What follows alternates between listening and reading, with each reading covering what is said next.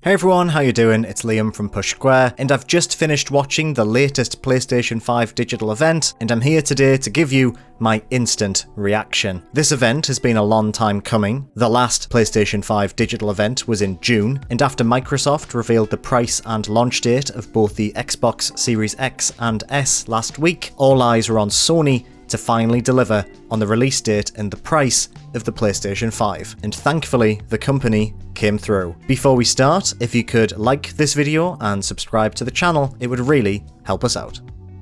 So let's start off with my thoughts about the entire event as a whole, and then let's move on to some little thoughts about everything that was revealed and announced and shown off during the 45 or so minutes that the event lasted for. Overall, I thought it was pretty good. Not incredible. I can imagine a lot of people are going to be quite disappointed by this, but I thought in general it was a little underwhelming, but still a very strong showing of what Sony is offering for next gen. I think first and foremost, the main issue with the stream was that it was broadcast in 1080p 30 frames per second, and that quality was not an accurate representation of the gameplay demos they showed off. If you only watched the stream live, I would recommend you go and watch these trailers in full 4K 60 frames per second over on YouTube right now, because honestly, it's night and day. Watching the Miles Morales gameplay demo and the Demon's Souls demo especially, they look phenomenal on YouTube, and they looked okay to good on the stream, but honestly, go watch them now, you will not regret it. Considering all of Microsoft's information was delivered via tweets last week, Sony was in a very unique position of demonstrating their next-gen plans with a lot more fanfare, and in that regard, I think they did very well. Sony's stance going into the next generation has always been PlayStation 5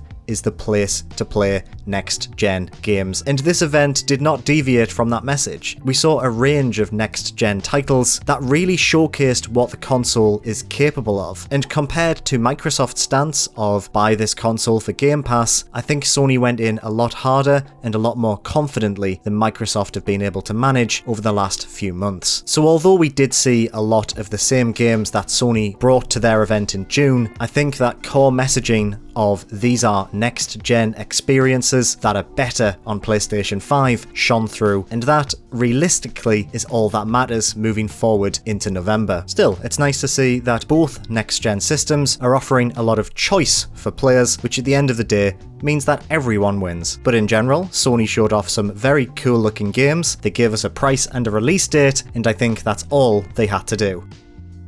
Let's start off with the biggest news of the entire event, which of course was the price and release date of the PlayStation 5. The PlayStation 5 Standard Edition, that's the one with the Blu-ray drive, will set you back $499.99 or £449.99 here in the UK. That means that the standard PlayStation 5 edition will retail for the same price as the Xbox Series X, which is wonderful news. It means that both systems enter the race at the exact same starting point. I think there was a little bit of worry that the PlayStation 5 might retail for slightly more considering its powerful SSD, so it's nice to see that the console is priced at exactly the same as the Xbox Series X. The digital edition, on the other hand, is priced at $399.99 or £359.99 here in the UK. That's a good price. £90 cheaper than the standard edition is a great price for an all-digital console, and I think Sony might be onto a winner with the digital edition. It's £100 or so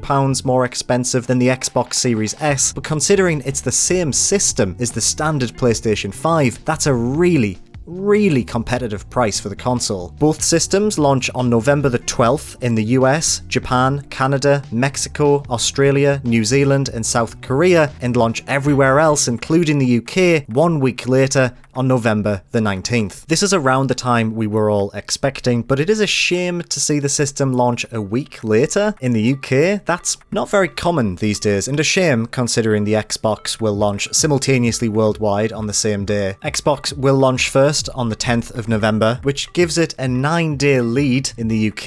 It will be interesting to see how that plays out, but in the long term, I don't think it'll make much difference, considering the real battle will be Christmas. Pre-orders begin as early as tomorrow morning, according to a follow-up tweet by PlayStation, although no retailers have been confirmed just yet. So if you're looking to throw your cash at Sony, maybe keep an eye on Twitter or your favourite local retailer. But the price is great. I think it puts the PlayStation 5 in a very competitive position. The digital edition price is very interesting. I think that a lot of people will go for the PlayStation 5 digital edition this Christmas, especially considering its increased power compared to the Series S. I do think Sony will have a bit of an uphill battle with marketing to try and differentiate the two, but the price is a very good place to start. And apart from the fact that it launches in the UK a week after the US, which is a shame, it's going to be a little bit tough to see everyone over there in the US and Japan and Canada and those other territories enjoying their PlayStation 5 for a whole week before we can get our hands on it. I do understand it's been a very strange year. I can only guess that this is due to shipping issues. We can wait a week. We've waited long enough. Considering the year that we've had, it's just great to see these consoles launching at all.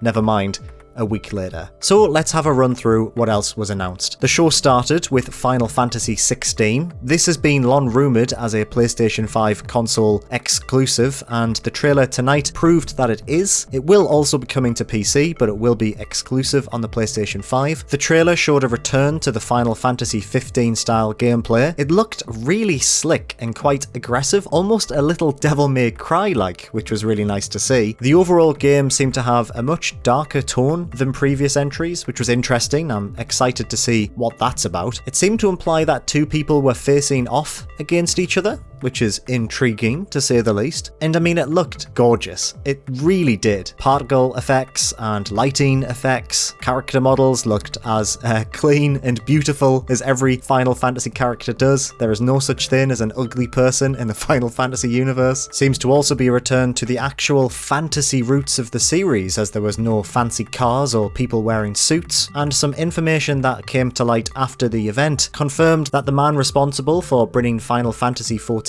back from the dead is leading the project. So it's in good hands. Sony have clearly dug deep into their pockets to keep this a PlayStation exclusive, and like I said before, it's a clear message. PlayStation is where you come for your next gen games. The footage for Final Fantasy 16 was captured on a PC, but everything else was captured on a PlayStation 5. Next we had Spider-Man Miles Morales, which looked wonderful. We saw a little bit of on-foot gameplay playing as civilian Miles. Miles walked through this little street market in the middle of Harlem. The lighting looked gorgeous. The reflections were stunning. Looked to be a little bit of ray tracing going on there. You could really feel the density of the city and the palpable atmosphere. It truly felt next gen. And then we saw some actual Spider-Man gameplay. We saw a brand new villain, the Tinkerer, and it looks like Miles has some brand new electrical powers, which makes him feel a little bit like Cole from Infamous, which made me very happy. Gameplay looks so slick and speedy and really fun and expressive. It was captivating watching this gameplay demo. Can't wait for that. It looks gorgeous and so fun to play. Just so fast and so fluid. Miles Morales will be launching on the 12th of November and the 19th of November alongside the launch of PlayStation 5, and the game is also launching on the PlayStation 4 as well, albeit I assume with less next-gen upgrades. Then we had Hogwarts Legacy. This is the Avalanche-developed Harry Potter RPG that's been rumoured, and indeed we've seen gameplay of it before. It's set in the late 1800s and it looks really, really good. You can see some cute beasts. The animations look incredible. There was a demonstration of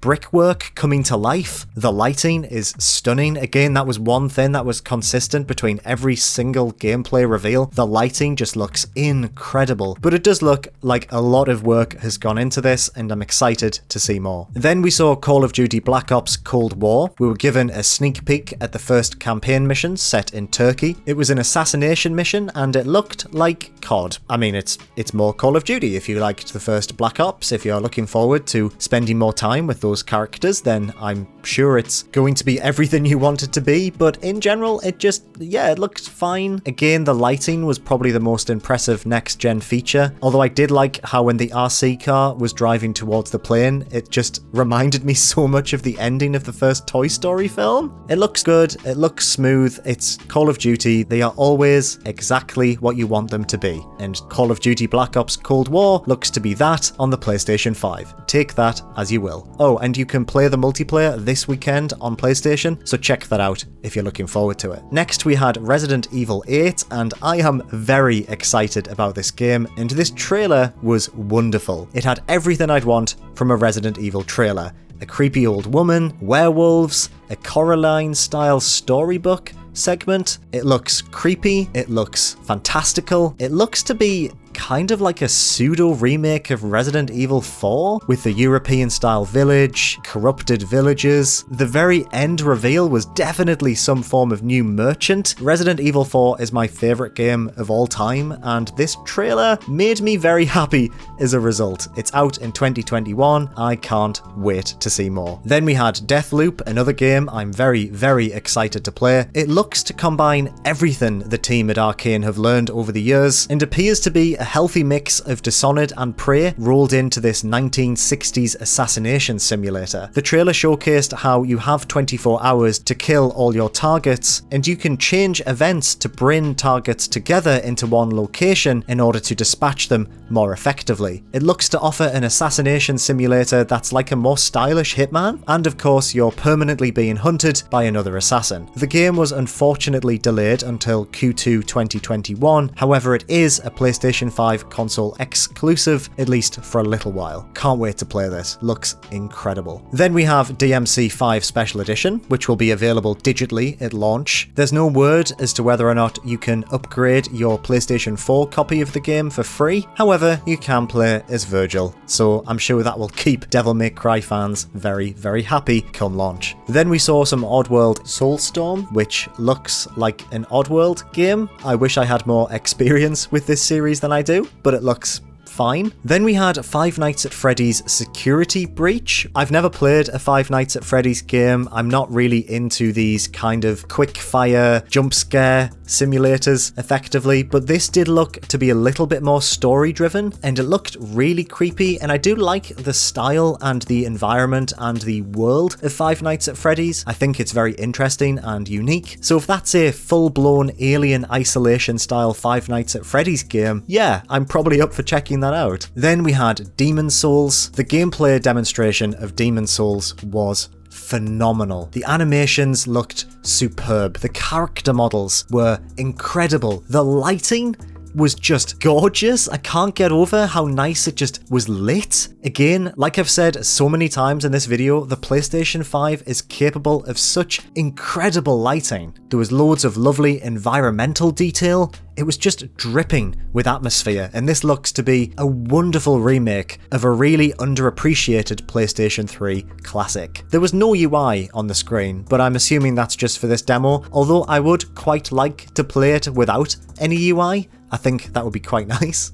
Fortnite's coming at launch. I thought we already knew that, but apparently not. Sony then showed off something called PlayStation Plus Collection, which seems to be sort of their answer to Game Pass, but not quite. It's an instant game collection for pre-existing PlayStation Plus subscribers that gives you instant access to pretty much every single PlayStation 4 exclusive, including God of War, Uncharted 4, Days Gone, and a few third-party titles too, such as Persona 5, Mortal Kombat X. If you missed out on some of the best PlayStation 4 games this generation, you're in for a treat when the PlayStation 5 launches, as all of these games will be available to subscribers of PlayStation Plus day one. It doesn't look like anything will be added to it after the fact, but it's still a nice thing to offer to people who are upgrading to the PlayStation 5 this November. And finally, the show ended on a very small teaser for God of War Ragnarok, I assume is what it's called. The teaser literally just showed off the God of War logo and confirmed the game was being developed by Sony Santa Monica and will be released in 2021. It's a shame we didn't see any gameplay of this, or at least any cinematic footage. I think that would have been a stronger end to the event, but still, it's nice to know that we're getting some more God of War, and hopefully we get to hear him say boy all over again with the PlayStation 5's 3D audio. Oh, that'll sound really nice. Although it was a little strange that the event itself didn't actually tell us what games will be launching alongside the console in November, which, you know, I would have expected that to be part of that presentation, to be honest. Sony have since revealed what the launch titles for the PlayStation 5 will be. The games launching alongside the PlayStation 5 are Astro's Playroom, which we already know will be pre-installed on the console console, Demon's Souls, Destruction All-Stars, Just Dance 2021, Marvel's Spider-Man, Miles Morales, and Sackboy: A Big Adventure. As far as a launch lineup goes, that's a pretty good one, especially considering you'll also be able to play enhanced versions of your PlayStation 4 games at launch. But seriously, why not just say that in the presentation? Why not just say that Demon's Souls is launching on launch day? That's weird, right? I don't know why they didn't do that. Very odd. One last thing before I leave. Sony cannot go back to radio silence after this event. From now until November 19th, Sony need to be shouting from the rafters about the PlayStation 5. We need to hear about games releasing within the first 6 months of the console's life cycle. We need to see the UI. We need to see the SSD in action, because we haven't really seen that outside of Ratchet & Clank gameplay demos. He is hoping that for the next 2 months in the run-up to the PlayStation 5's launch, we learn more and more about this exciting next-gen system. But in general, that was a good event. The PlayStation 5 is priced competitively and it's out worldwide by November 19th. We can't wait to play. What did you think of the latest PlayStation 5 digital event? Let us know in the comments below. If you enjoyed this video, please give us a like and make sure to subscribe to Push Square for everything PlayStation and indeed PlayStation 5. Thank you, as always, for watching.